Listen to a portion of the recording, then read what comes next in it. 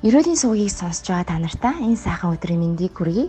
Тэгээ өнөөдөр 1-р Петр 4-р бүлгээс авсан ойлголтоо хуваалцъя. Тэгээд эзэн надад 4:3-6, 4:7-р эшлэл, мөн 17-оос 18-р эшлэлүүдээр үгээ өгсөн байна. За энэ эшлэлүүдийг унших юм бол учир нь өнгөрсөн хугацаанд та нар завхаарл, тачаал, архиталт, утга учиргүй найрлан цэнгэх болон ёс бусын шүтээнд мөргөх явдлыг мөшгөн харийнхны хүслийг гүйцэлдүүлж байсан чинь хангалттай.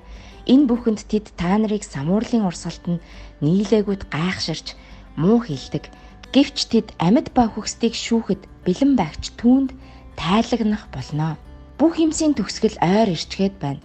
Тиймээс бодлоготой, залбиралдаа эрүүл байх тун. Учир нь шүүлт Бурхны гэр бүлээс эхлэх цаг нь болжээ. Хэрв энэ нь биднээс эхэлбэл Бурхны сайн мэдээнд дуулгар гүйчүүдийн төгсгөл юу болох вэ? Зөвхөн арай гэж аврагдах юм бол сүсэг бишрэлгүй болон нүгэлтэн нь яах болж байна вэ? Амен. За энэ бүх ишлүүдийг базаад Бурхан надад нэг цогц ойлголтыг өглөө. Тэгээ Бурхан юу гэж сануулж байна вэ гэхээр бүх юмсийн төгсгөл ойрхон иччгээд байна.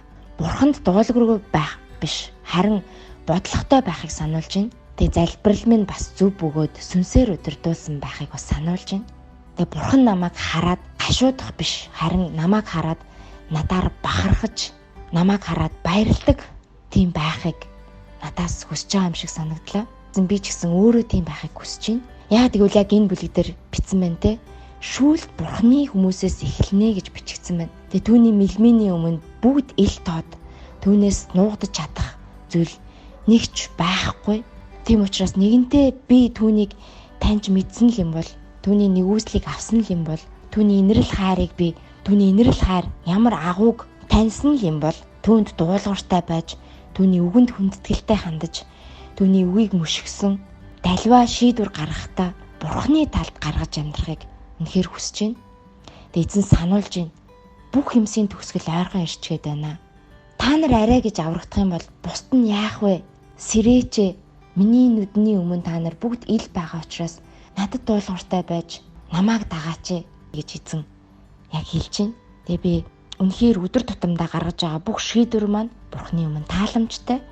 Тэгээ Бурхны талд, эзний талд тэр бүх шийдвэрүүд маань гарсан байгаасаа гэж үнэхээр хүсэж байна. За ийм ойлголтыг авлаа. Тэгээд эзэндээ үнэхээр талархъя. Та нартай бас үнэхээр баярлалаа. Өдрөө сайхан өнгөрүүлээрэ. Баяртай.